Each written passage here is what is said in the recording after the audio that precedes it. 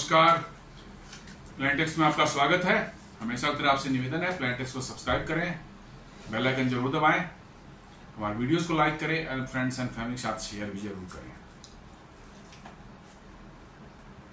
भारत की इकोनॉमी को लेकर के इन दिनों तरह तरह की बातें लोग कर रहे थे और खासकर जो डोनाल्ड ट्रंप ने भारत की इकोनॉमी का मजाक उड़ाया था। उन्होंने कहा था कि भारत और रशिया की इकोनॉमी डेड इकोनॉमी है, और फिर उसको लेकर के हमारे देश के अंदर भी अपोजिशन के कुछ लीडर्स भारत की इकोनॉमी को लेकर के उन्होंने जिस तरह के घटिया कमेंट किए और जिस तरह की घटिया मानसिकता दिखाई, उन लोगों को एक करारा तमाचा अभी कल लगा है। जी हाँ, भारत की इकोनॉमी के 25-26 की जो फाइनेंशियल ईयर है, इसके फर्स्ट क्वार्टर यानी कि अप्रैल मई जून जो होता है फाइनेंशियल ईयर का फर्स्ट क्वार्टर उसके रिजल्ट्स आ गए हैं। और ये रिजल्ट्स न सिर्फ दुनिया इसको सुन करके जो आश्चर्य कर रहा है, आश्चर्यचकित है, बट भारत के भी एक्सपर्ट्स, इवन आरबीआई जिन्होंने इसको जो एस्टिमेशन दिया था उससे कहीं बहुत बहुत ज्यादा आगे है। और इसने सचमुच भारत के सभी लोगों को, जितने भी एक्सपर्ट्स हैं इकोनॉमी के भारत के अंदर में और दुनिया में, उनको सोचने पर मजबूर कर दिया है कि भारत की इकोनॉमी कुछ अलग ही है। जी हाँ, बिल्कुल कुछ डिफरेंट है। दुनिया की जैसे अलग इकोनॉमीज जिस तरह चल रही हैं, भारत में कुछ और ही हो रहा है। जी हाँ, कल शाम तक ये खबर आती है कि फर्स्ट क्वार्टर में भारत की इकोनॉमी 7.8% से बढ़ी है। आरबीआई का भी एस्टिमेशन था वो 6.7 का था, और ज्यादातर एक्सपर्ट्स बोलेंगे नहीं, ये 6 और 6.5 के बीच में रहेगा, उससे ज्यादा तो हो ही नहीं सकता, किसी भी हालत नहीं हो सकता। तरह तरह की बातें लोग कर रहे हैं कि अब भारत की वो स्टैग्नेट कर रही है ग्रोथ, सब तरह की बातें हो रही थी। लेकिन जब शाम में फिगर आया 7.8, तो लोगों के दांतों तले उन लोगों ने उंगलियां दबा ली कि ऐसा भी भारत परफॉर्म कर सकता है, वो भी तब जब दुनिया में इतनी आग लगी हुई हो, इकोनॉमी का बिल्कुल कबाड़ा हो चुका हो। मतलब कि ये डोनाल्ड ट्रंप बात कर रहे थे भारत की डेड इकोनॉमी की, और इसी पीरियड अप्रैल मई जून का भारत का Q1 होता है, अमेरिका का Q2 होता है, उनकी इकोनॉमी माइनस में दिख रही है। जी हाँ, -0.5 बता रहे हैं लोग, और वो भारत को डेड इकोनॉमी बता रहे थे डोनाल्ड ट्रंप। जो इकोनॉमी 7.8% से ग्रोथ हो रही है, वो डोनाल्ड ट्रंप को डेड दिखता है, और जो -0.5 से ग्रो कर रही है, वो उनको लाइव दिखता है। ये कहा ना कि उन्होंने जितने भी ये वेस्टर्न वर्ल्ड के लोग हैं, इन्होंने अपनी आंखों पर एक ऐसा चश्मा चढ़ा रखा है, जिसमें उनको सिवाय अपनी अच्छाई के अलावा दुनिया में कुछ दिखता ही नहीं है। दुनिया में हर जगह बुराई है, खराब है, लोग गंदे हैं, डेड हैं, उनकी इकोनॉमी खराब है, उनका रहन सहन खराब है, पुअर हैं, गरीब हैं, यही उनको दिखता ही है। क्योंकि सैकड़ों सालों से उन्होंने ये बना रखा है, दुनिया को जो लूटते रहे, दुनिया को कॉलोनाइज करके जो उन्होंने लूटा, और लूट करके अपनी इकोनॉमी बनाई, अपने देश को उन्होंने चमकाया। आज लंदन जो आप देखते हैं क्या है, सारे दुनिया से लूटे हुए माल से बना हुआ लंदन है। जी हाँ, एक एस्टिमेशन बताता है कि भारत को ही जो 250 साल तक उन्होंने कॉलोनाइज करके रखा था, उसमें उन्होंने करीब करीब भारत से $43 ट्रिलियन के मतलब कि जो वेल्थ यहाँ से लूट कर भारत से ले गए, और वही उन्हीं सब चीजों से लंदन को उन्होंने बनाया है, इंग्लैंड को बनाया है, और चमक दमक आपको दिखती है। हालांकि अब वो लूट खत्म हो गई है उनकी, तो अब जो बना हुआ एसेट भी है उनका, वो भी मेंटेन करना उनके लिए मुश्किल हो रहा है। जी हाँ, उनको मुश्किल पड़ रही है, और ये देख रहे हैं दुनिया में इतनी खलबली जो वेस्टर्न वर्ल्ड में है, इतना ज्यादा उन्होंने दुनिया में मतलब कि तमाशा मचा रखा है। कभी डोनाल्ड ट्रंप कर रहे हैं, कभी यूरोपियन यूनियन कर रहा है। ये सारा का सारा वही है कि उनके लूटने के रास्ते सारे बंद हो चुके हैं। अब वो जो है डरा धमका कर कुछ फिरौती मांग लें, कुछ मतलब कि जो है क्या कहते हैं वसूली कर लें, मतलब हफ्ता वसूली टाइप का, यही धंधा कर रहे हैं। अभी डोनाल्ड ट्रंप क्या कर रहे हैं, जो दूसरे देशों को धमका कर रहे हैं कि हमारे यहाँ 500 बिलियन इन्वेस्ट करो, डॉलर इन्वेस्ट करो, किसी को 600 बिलियन डॉलर इन्वेस्ट करो, और उस पर कहते हैं कि ये मेरे पैसे हैं, तुमने हमारे यहाँ से बिजनेस करके कमाए हैं, इसलिए ये मेरे पैसे हैं, मुझे दे दो, मुझे जहां इन्वेस्ट करना हो मैं करूंगा। ये कुछ नहीं है, हफ्ता वसूली है। जी हाँ, जो छोटे मोटे गैंग होते हैं जो मोहल्ले आसपास के एरिया में जो है कोई 2-4 मोहल्ले को कंट्रोल करते हैं, और दुकानदार बिजनेसमैन सबसे हफ्ता वसूली करते हैं अपने गुंडागर्दी को ये करने के लिए, जो है जिंदा रखने के लिए। वही अमेरिका और वेस्टर्न यूरोप कर रहे हैं। अब वेस्टर्न यूरोप तो खैर अब कह सकते हैं कि उनके पास गुंडागर्दी करने का भी जो है ये नहीं रहा, स्कोप नहीं रहा।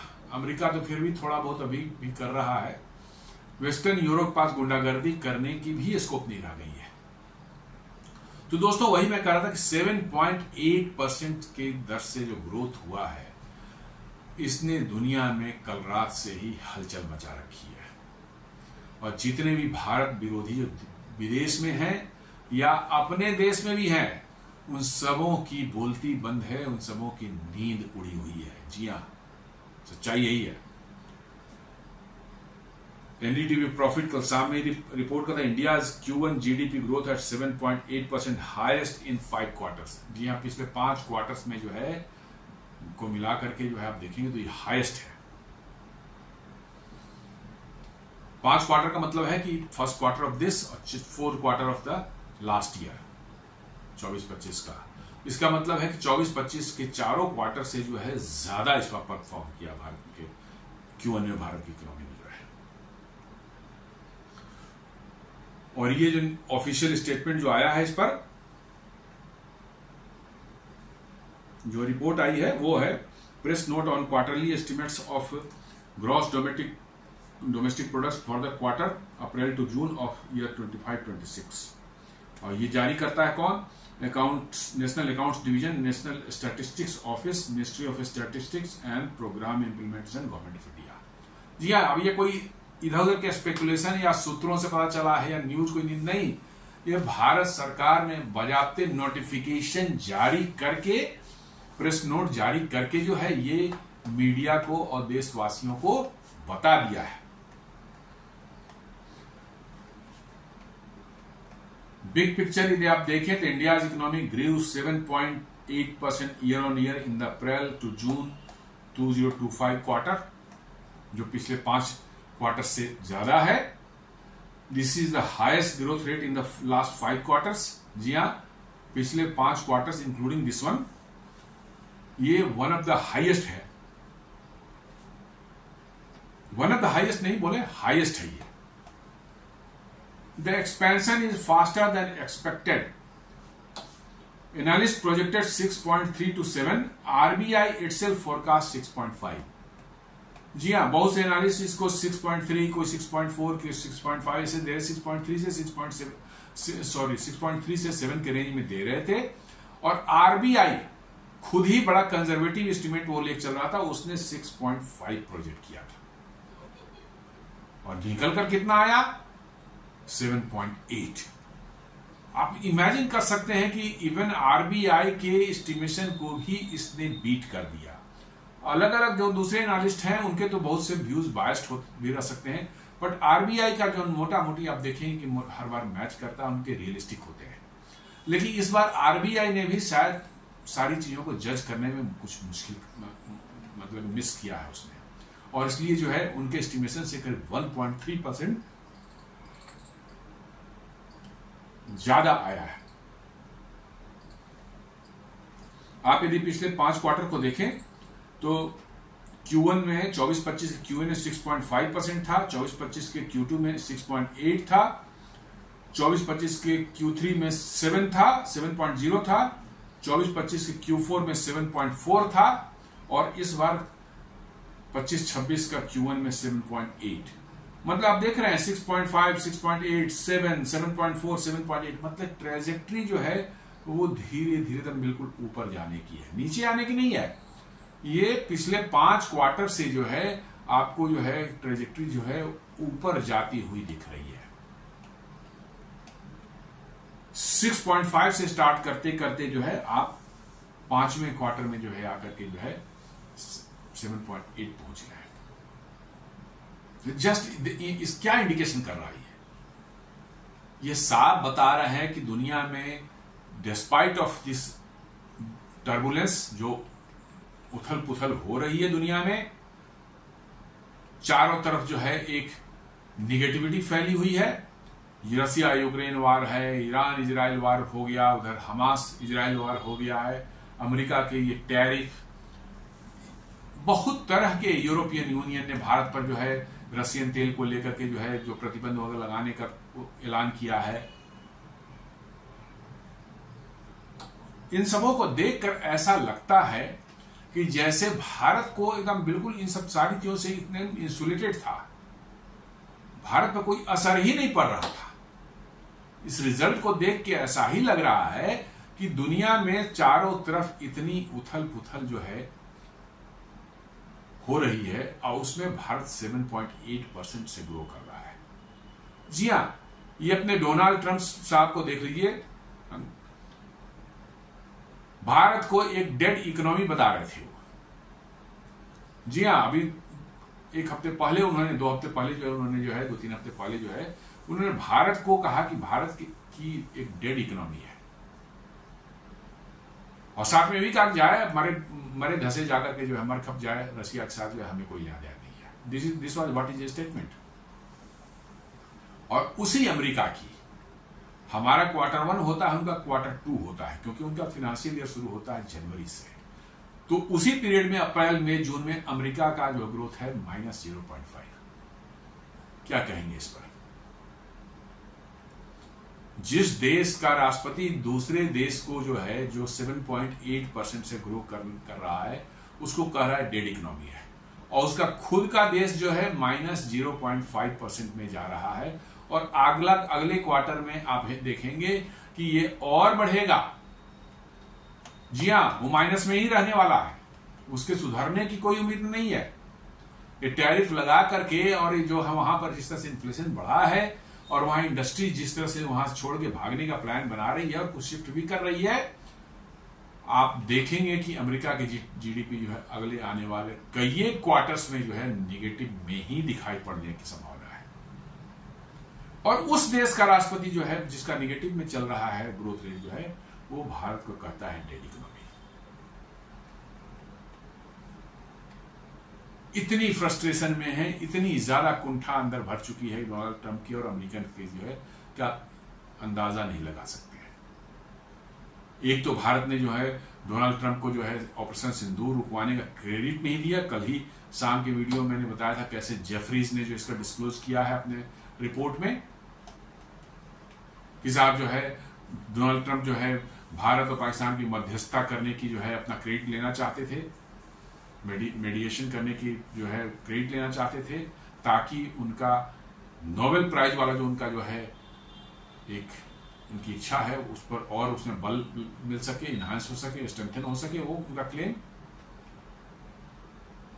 डिस्पाइट ऑफ नोइंग कि भारत और पाकिस्तान के बीच में जो है बड़े लंबे समय से मतलब कि जो है टेंशन बना हुआ, दुश्मनी बनी हुई है, और भारत अपने साफ उनका भारत का एक स्टैंड रहा है आज से नहीं शुरू से कि किसी भी हालत में भारत और पाकिस्तान किसी भी मैटर पर हम तीसरे देश की मध्यस्थता स्वीकार नहीं करेंगे।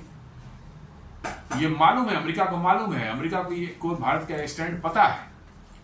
इसके बावजूद भी डोनाल्ड ट्रंप जो है बाज नहीं आए कि नहीं हम भारत और पाकिस्तान की मध्यस्थता करेंगे, हमने ऑपरेशन सिंदूर रुकवा दिया, हम कश्मीर पर भी मीडिएशन कर देंगे, ताकि वो अपने आप को पीस का चैंपियन दिखला सके और उनको नोबेल प्राइज मिल सके। और इसी कुंठा के कारण, इसी फ्रस्ट्रेशन के कारण, इसी मतलब की इरिटेशन के कारण जो है उन्होंने ये कहा कि भारत की इकोनॉमी एक डेड इकोनॉमी है। भाई $4.3 ट्रिलियन की इकोनॉमी जो 6.7% से लास्ट ईयर ग्रो की है, फर्स्ट क्वार्टर में इस साल जो है मतलब कि जो आपका 7.8 से ग्रो की है, उसको कह रहा है डेड इकोनॉमी, जबकि खुद की उसकी इकोनॉमी है -0.5%। कैन यू बिलीव किस तरह के लोग ये सब हैं। तो वही मैं बता रहा था कि ये अब जो दिखा रहा है 5 क्वार्टर का, लास्ट 5 क्वार्टर का 6.5, 6.8, 6.7, 7.4, 7.8, मैंने ये एकदम बिल्कुल अपवर्ड ट्रेजेक्ट्री साफ साफ दिख रही है, बिल्कुल साफ साफ दिख रही है कि ये अपवर्ड ट्रेजेक्ट्री की तरफ जा रहा है। फिर भी डोनाल्ड ट्रंप और अमेरिका को लगता है कि ना, और यही एक्चुअल ये ऊपर जाना ही तो अमेरिका का समस्या है। उनकी समस्या ही यही है कि भारत कैसे ऊपर बढ़ जाएगा। यदि इसी रफ्तार से बढ़ता रहा तो अब तो लोग एस्टिमेशन दे रहे हैं कि यही यदि ग्रोथ रेट रही भारत की अमेरिका की, तो परचेजिंग पावर पैरिटी तक में जो है भारत जो है, ब्लूमबर्ग बता रहा है कि 2038 यानी 2038 तक ही भारत अमेरिका को सरपास कर देगा या बराबर हो जाएगा। और IMF बता रहा है कि 2040 तक जो है भारत अमेरिका के जीडीपी जो है परचेजिंग पावर पैरिटी के आधार पर जो है बराबर हो जाएंगे। मतलब कि भारत के लोगों की खरीदने की क्षमता अमेरिकन लोगों के खरीदने की क्षमता के बराबर रहेगी। और ये बर्दाश्त से बाहर है अमेरिकियों को, जिनमें एरोगेंस भरा हुआ है कूट कूट करके कि हमसे सुपीरियर दुनिया में नहीं कहीं है, हमसे ज्यादा पैसे वाला दुनिया में कोई नहीं है, हमसे पावरफुल दुनिया में कोई नहीं है। ये एरोगेंस जो है उनको एक्सेप्ट नहीं करने दे रहा है कि भाई दूसरा भी कोई देश आगे बढ़ सकता है। जी हाँ, दूसरा भी कोई देश आगे बढ़ सकता है। ये एरोगेंस जो है उनको एक्सेप्ट ही नहीं करने दे रहा है कि भारत भी आगे बढ़ सकता है।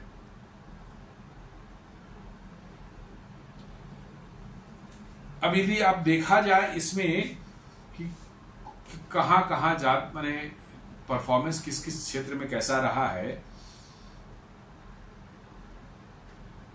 तो आप देखेंगे कि प्राइवेट फाइनल कंजम्पशन एक्सपेंडिचर, मतलब हम लोग जो खर्च करते हैं, आम आदमी जो खर्च करते हैं, प्राइवेट कैपेसिटी में हम लोग खर्च करते हैं, उसका जो आप देखेंगे 24-25 में था ये 25,37,917 यानी 25.39 लाख करोड़ ये प्राइवेट कंजम्पशन 24-25 में, जो बढ़ करके 25-26 में हो गया है आपको 27,16,723 करोड़।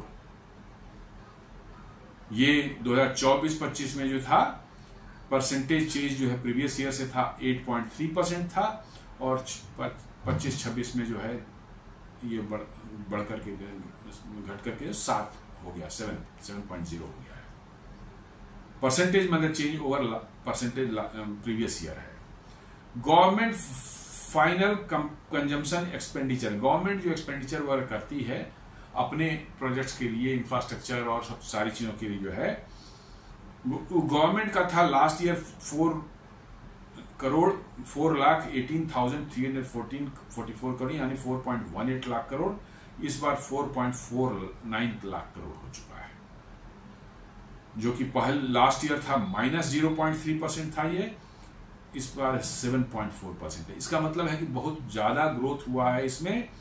क्यों? प्रीवियस ईयर से जो है, इसलिए कि इंफ्रास्ट्रक्चर पर गवर्नमेंट लगातार जो है खर्च अपना बढ़ाती जा रही है। रोड इंफ्रास्ट्रक्चर हो, रेल इंफ्रास्ट्रक्चर हो, एयरपोर्ट्स हो, मतलब कि जो है इलेक्ट्रिसिटी का, मतलब कि जो है जनरेशन का हो, इलेक्ट्रिसिटी डिस्ट्रीब्यूशन का हो, ब्रिजेस हैं, आपको जो है बड़े बड़े सेमिनार कन्वेंशन हॉल्स बनाए जा रहे हैं, कोस्टल इंफ्रास्ट्रक्चर जो है वो डेवलप किया जा रहा है।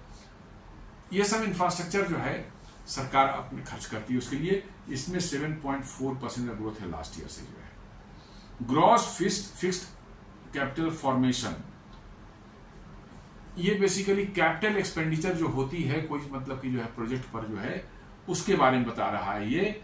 इसमें आप देखेंगे लास्ट ईयर 6.7% ग्रोथ था, इस बार 7.8% ग्रोथ। जी हाँ, चेंजेस इन स्टॉक्स, ये मतलब कि जो है हम जो आपके यहाँ स्टॉक एक्सचेंज की वैल्यूएशन होती है उसमें लास्ट ईयर था 76.397 करोड़, 76,390 करोड़। इस बार है 80,897 करोड़। ये पिछले साल 7.5% था, इस बार ग्रोथ है 5.9%। इसी तरह से आप एक्सपोर्ट्स को देख लें, लास्ट ईयर 8,46,000 करोड़ था, इस बार 9,16,000 करोड़ है। ये भी मतलब पिछले साल से ज्यादा, सॉरी 9,16,000 करोड़ था लास्ट ईयर, और इस साल आ रहा है 9,74,000 करोड़। इंपोर्ट्स जो है पिछले साल 10,96,000 करोड़ था, इस बार 12,16,00,000 करोड़ आ रहा है। तो इस तरह से लेकर के आप देखेंगे तो फर्स्ट क्वार्टर में टोटल जो आपका आता है 2024-25 का देखेंगे तो ये 44.41 लाख करोड़ है, और इस बार जो 25-26 में आया है 44.88 लाख करोड़ है। तो लास्ट ईयर आपका जो है ग्रोथ था फर्स्ट क्वार्टर में 6.5% था, और इस बार है 7.8%। ये ग्रोथ जो है एग्जैक्टली पिछले साल के फर्स्ट क्वार्टर से कंपेयर करके किया जाता है, ईयर ऑन ईयर, कि first quarter of the last year में क्या था और फर्स्ट क्वार्टर ऑफ द इस ईयर में क्या है, उससे आप कंपेयर करते हैं। इस तो पिछले साल के फर्स्ट क्वार्टर के बनस्पत जो है ग्रोथ आया है आपको 7.8%।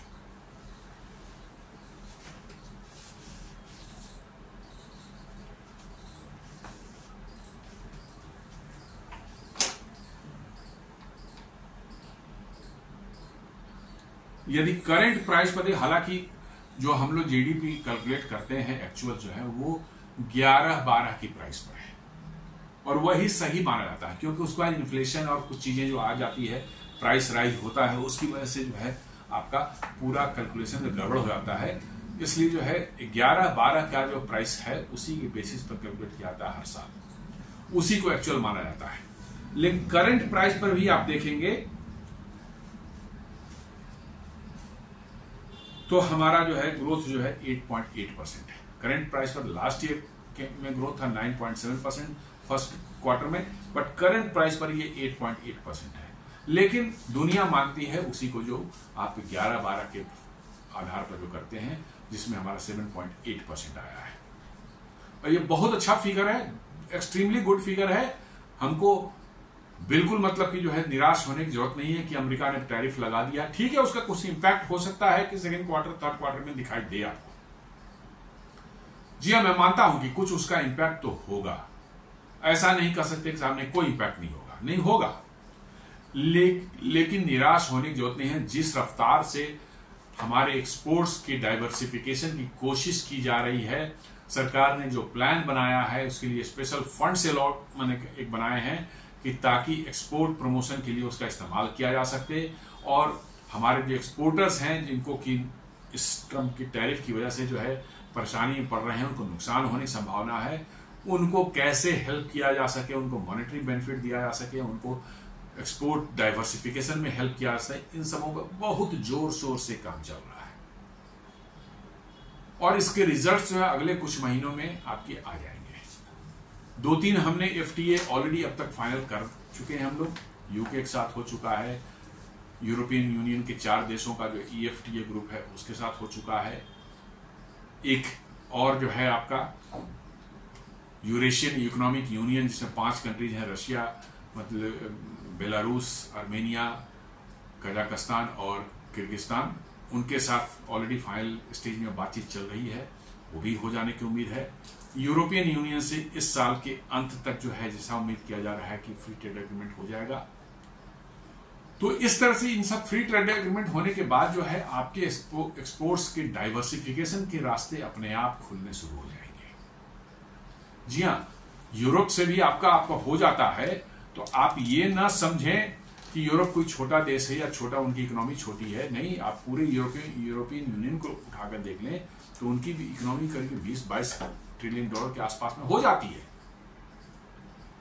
तो बहुत बड़ा ग्रुपिंग है वो। बहुत बड़ा ग्रुपिंग है।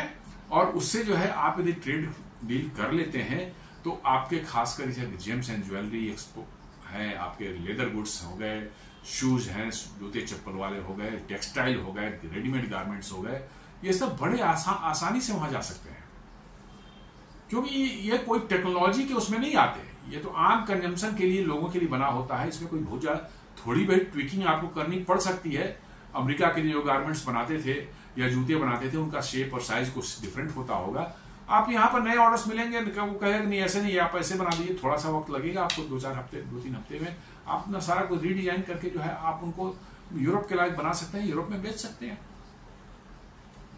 तो इसमें कहीं कोई दिक्कत नजर नहीं आती। जैसे जैसे आपके FTAs होते जाएंगे, फ्री ट्रेड एग्रीमेंट होते जाएंगे, आपके नए नए रास्ते खुलते जाएंगे और आपकी अमेरिका पर डिपेंडेंसी जो है वो कम होती जाएगी। और एग्जैक्टली इसी की जरूरत है।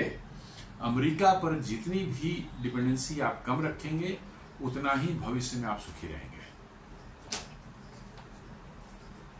और इन बात का जो है शायद आभास भारत सरकार को पहले से हो चुका था और इसलिए जो है इस पर इफोर्ट्स जो है पहले से भी लगाए जा रहे थे, किए जा रहे थे। अच्छा ही हुआ कि इस टैरिफ का झटका लग गया भारत को।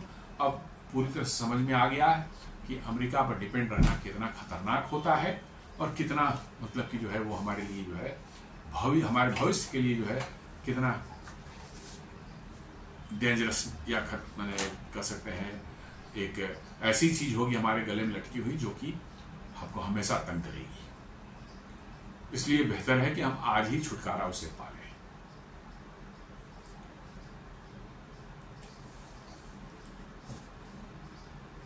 एक और भी है ग्रॉस वैल्यू एडेड का जो है, ग्रॉस वैल्यू एडेड GVA जिसको बोलते हैं, इसके आधार पर भी GDP को देखा जाता है। GVA जो बोलते हैं ये एक वैसा है जिसमें कि टैक्सेस एंड सब्सिडीज को एक्सक्लूड कर दिया जाता है, तब देखा जाता है कि एक्चुअल वैल्यू कितनी है।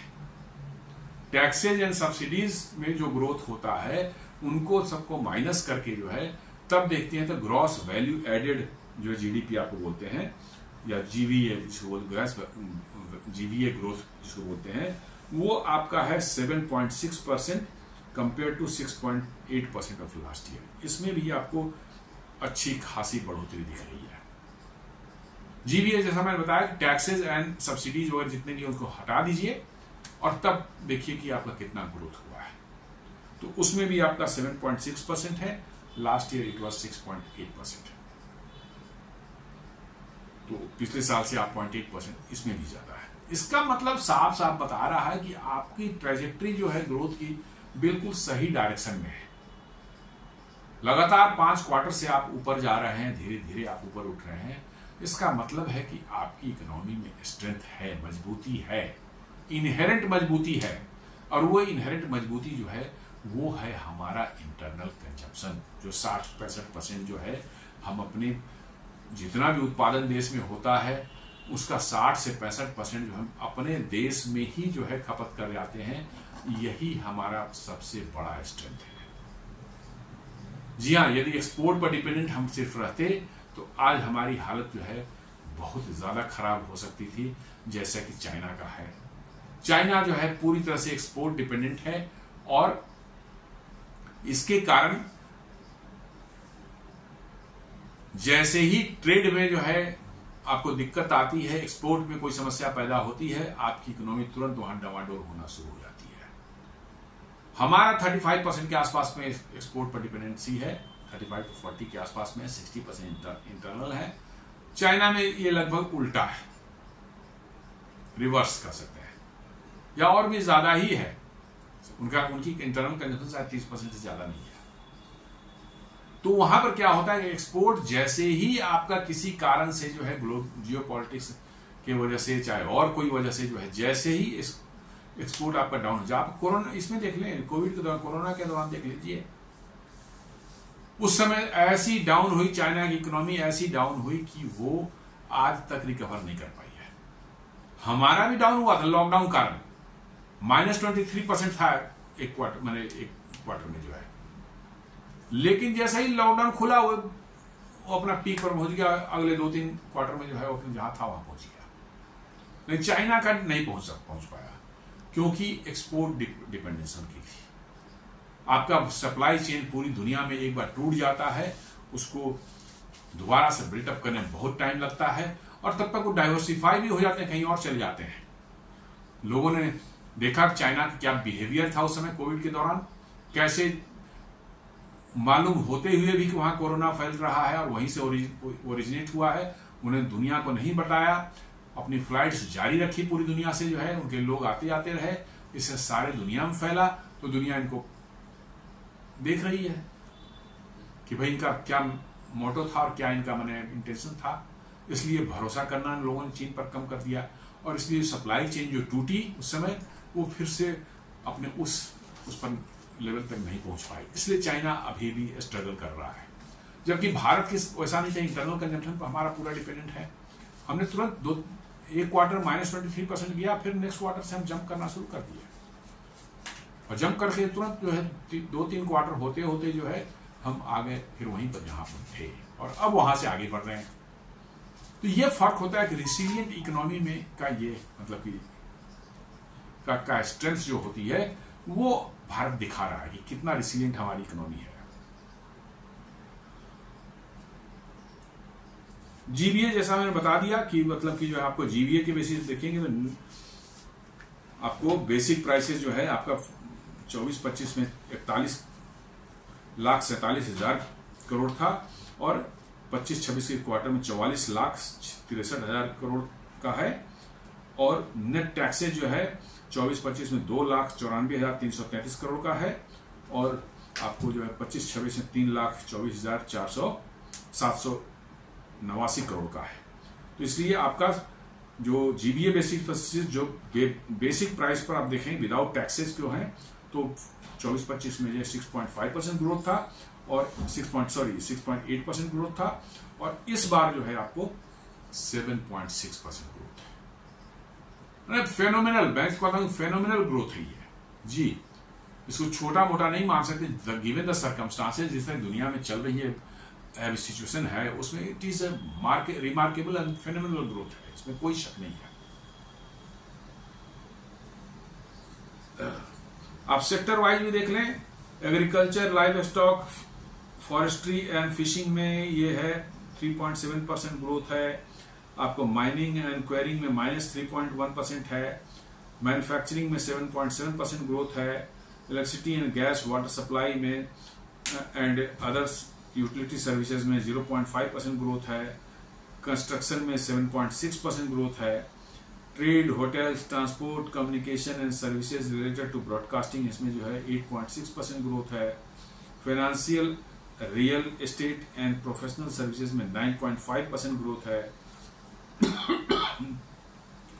और public administration, defence and other services में 9.8% ग्रोथ है। तो आप देख रहे हैं कि करीब करीब जो है 1-2 सेक्टर को छोड़ दिया जाए तो करीब करीब हर जगह आपको पॉजिटिव ग्रोथ, लास्ट ईयर से कंपेरेटिवली आप बेहतर ग्रोथ कर रहे हैं। जैसे इसमें माइनिंग एंड क्वेरिंग में एक निगेटिव में आपका है, देन कंस्ट्रक्शन में एक निगेटिव में आपका है, और करीब करीब जो है सब जगह आप ऊपर ही है, मोरलेस ऊपर है। 2 सेक्टर को छोड़ दिया जिसमें थोड़ा सा उन्हें कम हुआ है पिछले साल से। माइनस में, निगेटिव में तो आपका सिर्फ माइनिंग एंड क्वेरी है, और सब तो पॉजिटिव में ही ग्रोथ है। लेकिन पिछले साल कंपेरेटिवली जो है आपको एक और सेक्टर कंस्ट्रक्शन जो है वो थोड़ा कम है। पिछला 10.1% ग्रोथ था, इस बार 7.6% ग्रोथ है। रेस्ट जो है पिछले साल से सभी ज्यादा है। तो ये बता रहा है कि ऐसा नहीं कि अक्रॉस द सेक्टर्स ये मतलब कि जो है आपकी ग्रोथ हो रही है। ये नहीं कि कोई खास सेक्टर है, एक्सपोर्ट में पर्टिकुलर सेक्टर है, रियल एस्टेट है तो वो बूम कर रहा है कुछ खास कारणों से, चाहे मतलब कि जो स्टील सेक्टर ग्रोथ कर रहा है, चाहे कंस्ट्रक्शन सेक्टर ग्रोथ कर, नहीं, ये क्रॉस द सेक्टर्स आपको दिख रहा है कि ग्रोथ है। इसका मतलब ग्रोथ जो है यूनिफॉर्म है, हर सेक्टर में है, और यही आपको बताता है कि आपकी इकोनॉमी सही डायरेक्शन में जा रही है। सेलेक्ट की 1-2 सेक्टर में आप कर रहे हैं और रेस्ट में आप खराब परफॉर्म कर रहे हैं, तो वो साफ बताता है कि नहीं उन सेक्टर को कुछ खास सहूलियतें हैं या कुछ खास सिचुएशन के कारणों की वजह से जो वो सेक्टर उस समय बूम कर रहे हैं। लेकिन यदि सभी सेक्टर्स में ऐसा हो रहा है, सभी सेक्टर में वो बूम दिख रहा है, ग्रोथ दिख रहा है, तब आप ये नहीं कहेंगे फ्लूक नहीं है। इसका मतलब मेजर इंफ्रास्ट्रक्चरल चेंजेस हुए हैं देश के क्या कहते हैं इकोनॉमी में, और ease of doing of business जो होता है उसमें, इन सब मेजर मतलब कि स्ट्रक्चरल चेंजेस जो है नीचे में किए गए हैं, तभी ऐसा दिख रहा है। और आप देख लीजिए कि अभी इसको और सुधारें, इंटरनल कंजम्पशन और बढ़े, इसके लिए आप देख लें जीएसटी में एक मेजर मतलब कि रिफॉर्म किया जा रहा है। Before Diwali it will be announced, जैसा कि प्रधानमंत्री जी ने 15 अगस्त को लाल किले से बोला था कि जीएसटी में ऐसा अनुमान लगाया जा रहा है कि अब सिर्फ 2 स्लैब्स होंगे पब्लिक के लिए, जो है 5% और 18%। 12% वाला खत्म कर दिया जाएगा, और 12% के वाले में जितने हैं उसके 99% गुड्स जो हैं, जिसमें आज के दिन में हम लोगों के इस्तेमाल की मैक्सिमम चीजें 12% में ही आती हैं, वो सब के सब जो है 99% में मूव कर जाएंगे। कहाँ? 5% में। 1% ही सिर्फ होगा जो जाएगा 18% में। इसका मतलब है कि हमारे और आपके लिए जो है मेजोरिटी ऑफ द जो सामान हम खरीदते हैं बाजार से वो सस्ते होंगे, और 7% का उसमें मतलब कि जो है डिफरेंस आएगा। कहाँ 12% है, कहाँ 5% है। इसका मतलब क्या है, आम पब्लिक के हाथ में पैसा बचेगा, वो पैसे का और इस्तेमाल कहाँ करेगा, और कंज्यूम करेगा, और कंजम्पशन बढ़ेगा। तो मेजर रिफॉर्म इसको किया जा रहा है। इस तरह के और भी रिफॉर्म्स हो रहे हैं, टैक्सेस में रिफॉर्म्स हो रहे हैं, कॉर्पोरेट गवर्नेंस में बहुत से रिफॉर्म किए जा रहे हैं, जिसके कारण आपको दिख रहा है कि जो कंट्री की इकोनॉमी का जो एक स्ट्रक्चर होता है उसमें मेजर चेंजेस जो है पिछले 10 साल में धीरे धीरे किए गए हैं। और अब हम उस स्थिति में हैं कि जहां पर उसके रिजल्ट्स हमको साफ साफ दिखने लगे हैं कि दुनिया में चारों तरफ जो है आग लगी हुई है दुनिया की में जो है, लेकिन हम अभी भी जो है स्टडी वे में जो है आगे बढ़ते जा रहे हैं। जी हाँ, 7.8% मेरे हिसाब से अभी के सिचुएशन में फेनोमेनल ग्रोथ है, बिल्कुल। हाँ, अगले क्वार्टर्स में वो Q2 में Q3 में जो है आपको कुछ असर जरूर दिखेंगे, क्योंकि आपके 40-50 बिलियन डॉलर के एक्सपोर्ट्स जो अमेरिका को हिट होगा, उसको डाइवर्सिफाई करने में जो टाइम लगेगा, उतने पीरियड तक आपको थोड़ा दिखेगा कि इंडियन इकोनॉमी लिटिल बिट जो है ये और ग्रोथ इसका नीचे जा रहा है। लेकिन मुझे लगता है कि उसमें भी कितना असर पड़ेगा, मैं तो इस मामले में जो है सोच रहा हूं कि ये डाइवर्सिफिकेशन का जो चल रहा है इसमें बहुत ज्यादा वक्त नहीं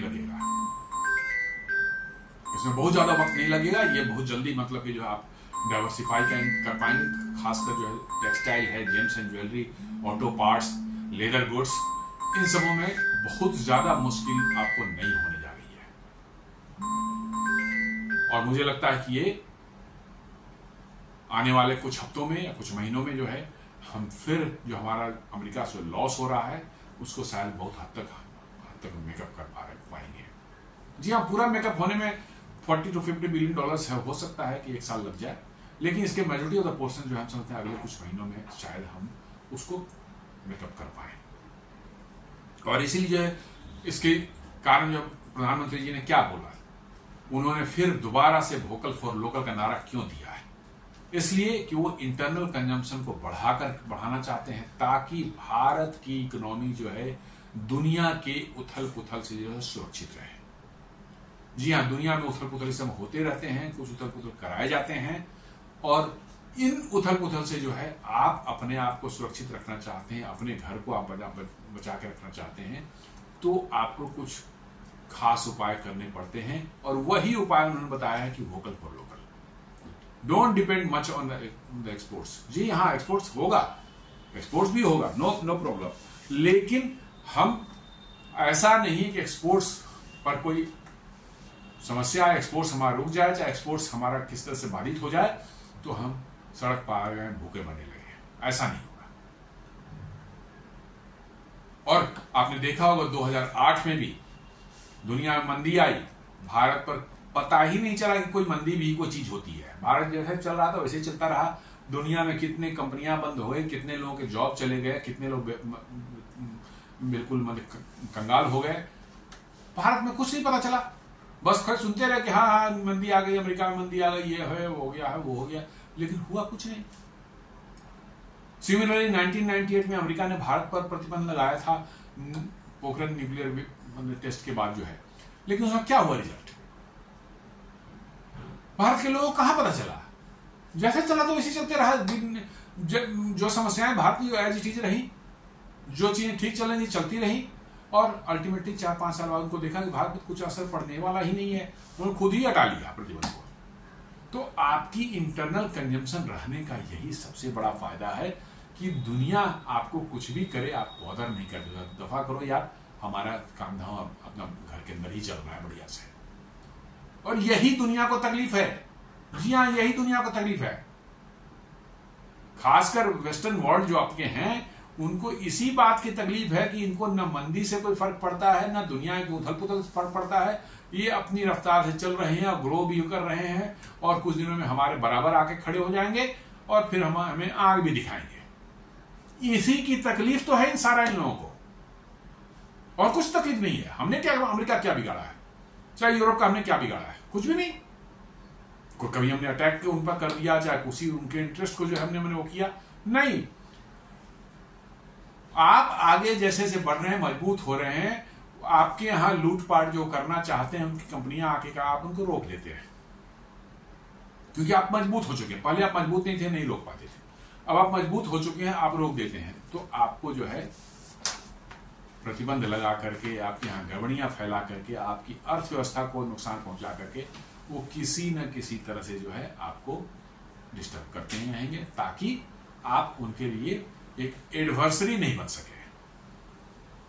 खतरा तो एक अलग चीज, एडवर्सरी का मतलब है कि आप उनके बराबर खड़े हो जाएं और उनकी बात सुनना बंद कर दें और अपनी मर्जी करें, यही एडवर्सरी को बोलते हैं। ऐसा वो नहीं चाहते, वो हमेशा चाहते हैं कि कोई पपेट टाइप का रहे कंट्री जो है, वो हम जो कहें वो सुने, जैसा कहें वैसा करे, यही वो चाहते हैं। वो अब भारत नहीं कर रहा है, उनका यही दिक्कत है उनकी। की ड्राइवर्स फॉर ग्रोथ जो बता रहा है, जो ग्रोथ हुआ है 7.8% में, की ड्राइवर से देख लें तो गवर्नमेंट कैपिटल एक्सपेंडिचर काफी हुआ है। Heavy public investment in infrastructure boosted construction and allied sectors, road building, rail expansion and defence production lifted industrial demand. जी हाँ, रोड्स बने हैं, रेल बने हैं, डिफेंस प्रोडक्शन का नए नए प्लांट्स लगे हैं, उनके बहुत जबरदस्त ग्रोथ हुई है डिफेंस प्रोडक्शन में जो है। पिछला 24-25 में हमने करीब करीब 23,000 करोड़ का डिफेंस प्रोडक्शन किया है, और अगले साल जो है हो सकता है कि 30,000 करोड़ तक पहुंच जाए। हमारा लक्ष्य है कम से कम 50,000 करोड़ तक 2030 तक पहुंचने का। हमको लगता है उसके बहुत पहले हम लोग पहुंच जाएंगे, वहां पर बहुत पहले पहुंच जाएंगे 50,000 करोड़ तक। जिस रफ्तार से हम बढ़ रहे हैं, हर साल 4-5,000 6,000 करोड़ जो है ये बढ़ रहा है। और भारत में बने इक्विपमेंट्स की डिमांड दुनिया में जो है बहुत से देश कर रहे हैं। फिलीपाइंस जो है ब्रह्मोस ले चुका है, वियतनाम से फाइनल स्टेज में है, इंडोनेशिया से करीब फाइनल स्टेज में है, कभी भी वो अनाउंस हो सकता है। आर्मेनिया को हम बहुत से हथियार दे चुके हैं, 150 mm गन्स उनको बेच चुके हैं, Pinaka multi barrel rocket launcher उनको बेचा है, हमने आकाश मिसाइल सिस्टम बेचा है, स्वाति रडार्स बेचे हैं, बहुत से देशों को हमने दिया है। और ऑपरेशन सिंदूर के बाद खासकर जो है और भी हमारे डिफेंस इक्विपमेंट की डिमांड दुनिया में बढ़ी है, क्योंकि ऑपरेशन सिंदूर में जिस तरह से परफॉर्म किया इंडियन मेड आर्म्स ने जो है, इट वाज सिंपली फेनोमेनल। दुनिया के आंखें फटी की फटी रहे कि पाकिस्तान जैसा, जिसको कहा जाता है कि भाई ये छठी सबसे मजबूत एयरफोर्स है दुनिया की जो है, उसको भारत ने कुछ घंटों में धूल चटा दिया। जी हाँ, कुछ घंटों में उनके एयरफोर्स को तोड़ फोड़ करके कितने जेट्स हवा में मारे गए, कितने जमीन पर खड़े थे वो सब डिस्ट्रॉय हो गए, उनके एयर स्ट्रिप्स जो हैं वो सब अनयूजेबल हो गए, इतने डैमेज कर दिए गए, उनके हैंगर्स सारे के सारे उड़ा दिए गए। Underground command and control system जो नूर खान में उनका प्राइड था बिल्कुल, जिसमें कि विदेशी भी आगे बैठते थे। जी हाँ, लोग बताते हैं कि उसमें अमेरिकन कंसल्टेंट्स भी है, अमेरिकन मिलिट्री कॉन्ट्रैक्टर्स भी है, वो भी बैठते थे, क्योंकि अमेरिका का भी इंटरेस्ट पाकिस्तान से कभी खत्म नहीं हुआ था। लोग कहते हैं कि वहां के न्यूक्लियर वेपन्स भी उन्हीं के हैं, अमेरिकन ही है। और इस सब होने के बावजूद में तुर्की के भी एक्सपर्ट्स वहां ड्रोन के एक्सपर्ट्स बैठे हुए थे, वो भी 2-3 मारे गए हैं। चाइनीज एक्सपर्ट्स भी वहां पर बताए जाते हैं कि थे। चाइना ने उनको लाइव फीड भी दे रखा था इंटेलिजेंस का जो है कि कब मिसाइल कहां से उड़ी, कहां जा रही है, किधर जा रही है, सारा कुछ दे रहा था। इसके बावजूद भी 2 से 3 घंटे के अंदर में पाकिस्तान एयरफोर्स और उनके मिलिट्री की जो ऐसी पिटाई हुई कि दुनिया बिल्कुल सकते में आ गई देखने के बाद।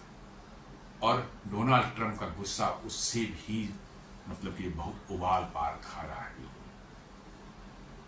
साथ में आपने जो हमको क्रेडिट नहीं लेने दिया कि उन्होंने वार को रुकवाया है। जेफरी के रिपोर्ट के हिसाब से यही कर रही है कि भारत ने क्रेडिट ही नहीं लेने दिया कि भाई उन्होंने वार रुकवाया है। भारत ने साफ कहा कि नहीं, उनके डीजीएमओ ने हमारे डीजीएमओ से बात की थी, उसके बाद रुकी थी लड़ाई। हमसे किसी ने देश ने हमसे संपर्क नहीं किया था। और अब तो और शुरू में पाकिस्तान ने ट्रंप को थैंक वगैरह सब दे दिया, थैंक्स वगैरह दे दिए, उसको जो है नोबेल प्राइज के लिए नॉमिनेट भी कर दिया। और अब सडनली 3 दिन पहले जो इशाक डार उसका विदेश मंत्री जो है वो कहता है कि नहीं हमको तो किसी ने लड़ाई रोकने के लिए हम तो किसी के पास गए ही नहीं थे, हम तो खुद अपने से बात किए थे। हम भारत से जो है ये भाई साहब बहुत पिटाई हो गई, मालिक अब छोड़ दो, और उन्होंने छोड़ दिया, हम तो कहीं नहीं गए कहीं पर।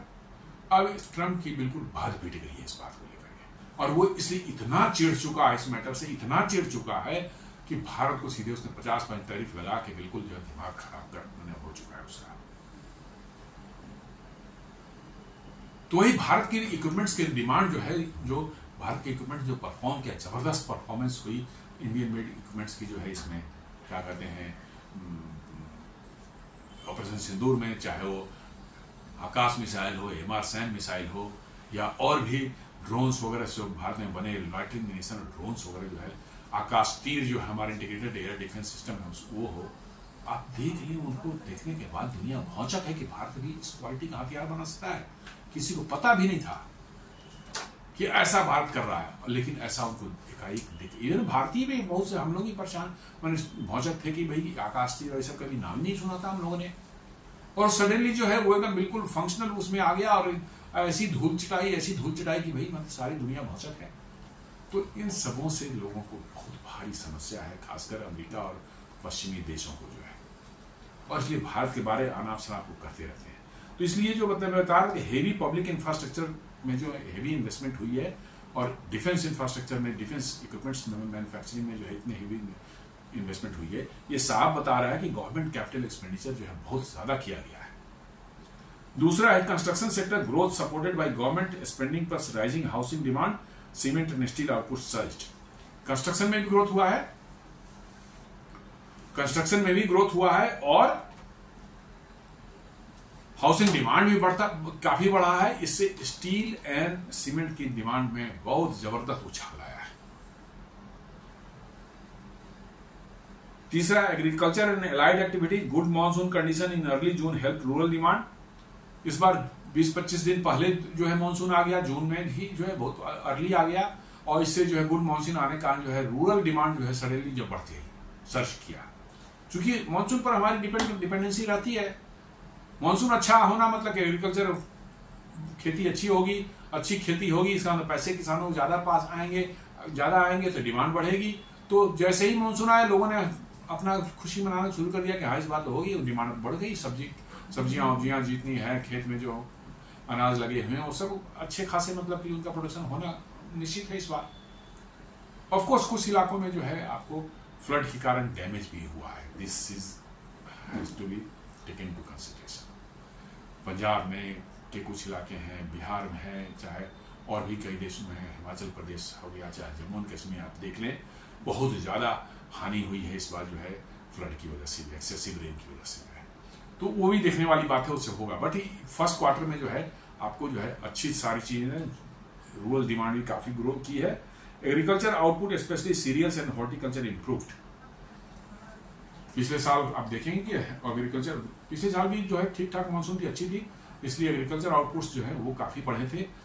मिला जुला करके आपका जो है सबों ने जो है कंट्रीब्यूट किया है 7.8 का जो है ग्रोथ रेट अचीव करने में। जो है सर्विसेज सेक्टर जो है aviation, cargo, traffic, hospitality, IT, sports and exports and financial services expanded strongly. Services remain the largest contributor to India's GDP, around 55%. जी हाँ, 55% जो हमारी सर्विसेज के कारण जो हमारा मतलब GDP में कंट्रीब्यूशन है. GST collection also rose significantly, reflecting consumption growth and better compliance indicates both higher demand and greater fuel formal economic activity जो है. GST ग्रोथ जो है आप देख रहे हैं लगातार बढ़ रहा है, हर महीने दर महीने बढ़ रहा है. ये साफ बता रहा है कि हमारे यहाँ कंजम्पशन बढ़ रहा है, इंडस्ट्रियल एक्टिविटी बढ़ रही है, तभी GST लोग पे कर रहे हैं. GST तो अब हमेशा 2 लाख करोड़ से ऊपर रह रही है, हर महीने रह रही है 2 लाख करोड़ से ऊपर, बढ़ते जा रही है धीरे धीरे जो है. तो ये साफ इंडिकेशन है कि भारत की इकोनॉमी आगे बढ़ रही है. Why did growth beat expectation? Resilient domestic demand. Domestic demand को लोग समझ नहीं पाते अच्छे से जो है, और इसीलिए जो है उनकी एक्सपेक्टेशन में गड़बड़ी हो जाती है. हमारी डोमेस्टिक डिमांड इतनी रिसिलियंट है कि दुनिया में इधर की उधर हो जाए वो होगा ही, वो उनका डिमांड रहता ही है डोमेस्टिक कंजम्पशन का. वो एक फैक्टर था जिसके कारण जो है लोग एक्सपेक्टेशन जो था उससे ज्यादा मतलब कि जो है ये हुआ है. Government led investment cycle offset weaker private investment. Private investment में थोड़ी कमी आई थी, लेकिन गवर्नमेंट का जो इंफ्रास्ट्रक्चर या कैपिटल एक्सपेंडिचर जो गवर्नमेंट ने किया बहुत जबरदस्त किया है, ये भी एक कारण रहा है. Export did not crash despite US threats, partly due to diversification towards Middle East and Africa. Threats तो अप्रैल से ही लगने शुरू हो गए थे कि इंडिया पर 25% लगेगा, 25% लगेगा. उसके बावजूद भी लेकिन जो है आपका एक्सपोर्ट जो होता रहा कि बहुत चीजें हमने डाइवर्सिफाई करनी शुरू कर दी थी मिडिल ईस्ट एंड अफ्रीका को उसी समय से. और इसीलिए मैं बोल रहा हूं कि फर्क पड़ेगा, लेकिन फिर भी हम उतना फर्क नहीं पड़ेगा जितना लोग शोर शराबा मचा रहे हैं. कैविएट में जो है ग्लोबल कंटेक्स्ट में ही देखें तो at 7.8% India remains the fastest growing major economy. China जो है 4.9 बता रहा है, लेकिन चाइना पर ऑलवेज डाउटफुल है उनके डेटा क्या रहते हैं, फिर भी मान लेते हैं 4.9 ठीक है उन्होंने कहा है. तो यूएस तो -0.5 पर चल रहा है, हालांकि ऑफिशियली जो लोग बता रहे हैं कि 2.1 है, लेकिन कायदे से आप देखा जाए तो ये ऑलरेडी रिपोर्टेड है -0.5% है. यूरो जोन है 0.6%. मैं देख लें कौन कहाँ है, मैंने जो हमको डेड इकोनॉमी बताते हैं, जो हमारे हमको उल्टा पलटा बोलते हैं, उनकी क्या हालत है आप देख लीजिए. India outperformance strengthen this position as a key driver of global growth. जी हाँ, भारत जो है IMF भी बोल चुका है, वर्ल्ड बैंक बोलते हैं कि भारत जो है ग्लोबल ग्रोथ को ड्राइव कर रहा है. रिस्क में जो है एक्सटर्नल हेडविंड्स जो है, ट्रैफिक वगैरह जो है वो सब, टैरिफ वगैरह जो है उसके कारण जो है अगले कुछ क्वार्टर्स में समस्या आ सकती है. प्राइवेट इन्वेस्टमेंट थोड़ा स्लो हुआ है इस क्वार्टर में, यदि आगे भी ऐसा रहा तो लिटिल बिट प्रॉब्लम, लेकिन उम्मीद करते हैं कि बढ़ सकती है क्योंकि ये एक ही क्वार्टर में ऐसा हुआ, इसके पहले वाला क्वार्टर में ठीक था. वो अर्बन डिमांड वीकनेस, थोड़ा सा अर्बन डिमांड जो है अभी थोड़ा सा स्लो डाउन दिख रहा है बिकॉज ऑफ द कंसर्न्स. जी हाँ, कंसर्न्स जिस तरह के दुनिया में हो रहे हैं, जैसे ही माहौल खराब होता है लोग कुछ अपने इन्वेस्टमेंट कर्टेल करके सेविंग की तरफ ज्यादा चले जाते हैं. ये जनरल ह्यूमन टेंडेंसी है. आप थोड़ा माहौल खराब देखते हैं, दुनिया में बैड न्यूज आपको मिलता है, पता नहीं कब क्या हो जाए, तो आप थोड़ा सा कंजम्पशन अपना घटाते हैं, कम करते हैं और सेविंग्स पर ध्यान देते हैं, तो वो भी एक कारण हो सकता है. देन इन्फ्लेशनरी प्रेशर, थोड़ा सा फूड इन्फ्लेशन, वो तो मैं मानता हूं कि अभी रेनी सीजन वगैरह के साथ के कारण भी हो जाता है. Tomato, pulse, milk remains elevated, थोड़ा सा बढ़ा हुआ है, बट ओवरऑल आप देखेंगे इन्फ्लेशन भारत का 3 से नीचे ही है, well within our target. This can erode rural purchasing power. Inflation बढ़ने से थोड़ा सा गांव में जो परचेजिंग पावर में असर पड़ता है. तो ये सब कुछ ऐसे हैं जिनके कारण जो है हमें थोड़ा सचेत रहने की जरूरत है, जो कुछ कारण हो सकते हैं कि हम पर असर डालें. Looking ahead, growth is likely to moderate slightly in Q2 due to US tariff and weaker base effect. कह रहा है कि आपको Q2 में थोड़ा सा यूरोप के टैरिफ कारण जो है डिक्लाइन हो सकता है, गिर सकता है. However, financial year 26 overall GDP growth may still hover between 7 to 7.3. लोग बता रहे हैं कि भाई सब होने के बावजूद भी पूरे साल का यदि देखा जाए तो 7 से 7.3 के बीच में ये रह सकता है ग्रोथ रेट, मैं कह रहा हूं ये अगेन एक फेनोमेनल ग्रोथ होगा given the circumstances. Keeping India a global leader, की मॉनिटरेबल्स, मानसून कैसा होता है, मानसून किस तरह से होता है वो देखने वाली बात है, उसके कारण भी असर पड़ता है। एक्सपोर्ट परफॉर्मेंस हमारी कैसी रहती है, प्राइवेट कैपेक्स, प्राइवेट इन्वेस्टमेंट कितना किस डायरेक्शन में जा रहा है, capex revival, US India trade relations किस तरह से चलते हैं, ये सब थोड़ा देखने वाली बात होगी। इनके असर कहीं ना कहीं थोड़े बहुत दिख सकते हैं। तो ओवरऑल हम ये कह सकते हैं कि हमारी इकोनॉमी में बहुत जबरदस्त परफॉर्म किया है और उम्मीद करते हैं कि यूएस के टैरिफ के बावजूद भी जो है हम आगे बढ़ते रहेंगे। कुछ झटके जरूर लगेंगे, बट जिस तरह से भारत सरकार व्यवस्थाएं कर रही है, जिस एफर्ट लगा रही है, मैं उम्मीद करते हैं कि हम उन झटकों को झेल पाएंगे। उम्मीद करते हैं आपको ये वीडियो पसंद आया होगा। इसे लाइक करें, फ्रेंड्स एंड फैमिली के साथ शेयर करें, हमारे वीडियो को सब्सक्राइब करें और बेल आइकन दबाना बिल्कुल नहीं भूलें। धन्यवाद।